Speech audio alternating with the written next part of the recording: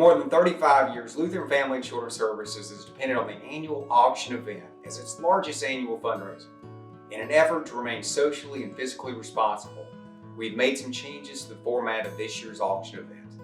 We are pleased to announce the LFCS Home is Where the Heart Is online auction, which will take place Friday, September 18th through Sunday, September 20th. This year's auction will feature many of the exciting items that you've come to expect, and you can bid with ease from your mobile device or computer. We chose the theme of Home is Where the Heart Is for this year's auction for many reasons. As we navigate this new normal, we're asking for your support from the safety of your home so that we can make sure kids in Missouri have a safe, loving place to call home.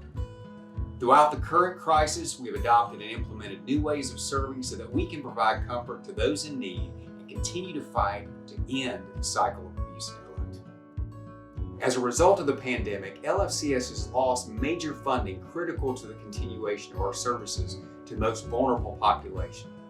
LFCS is not alone in the suffering from these cuts, as they include multiple social services across the entire state. The need for our services is greater than ever. These losses include Missouri state tax credits, decreases in United Way funding, and individual donations, totaling more than $1 million. But that's just a number. What that number means is important and why this fundraising effort is so incredibly critical. Youth suicide is on the rise. Reports of abuse and neglect are on the decline because there's no mandatory reporters seeing kids on a regular basis.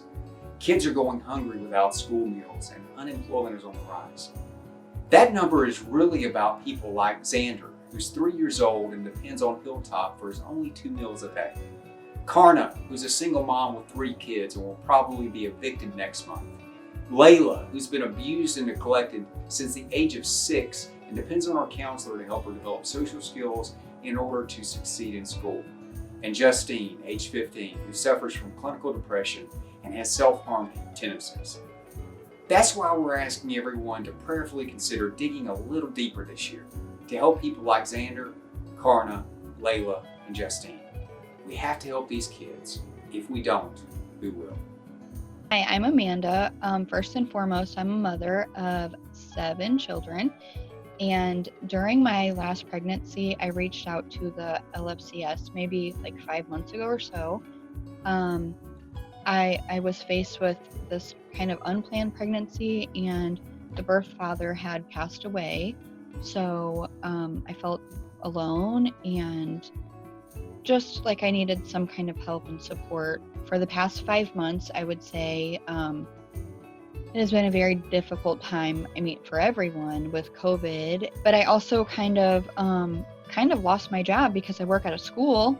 So March 5th was my last day of school.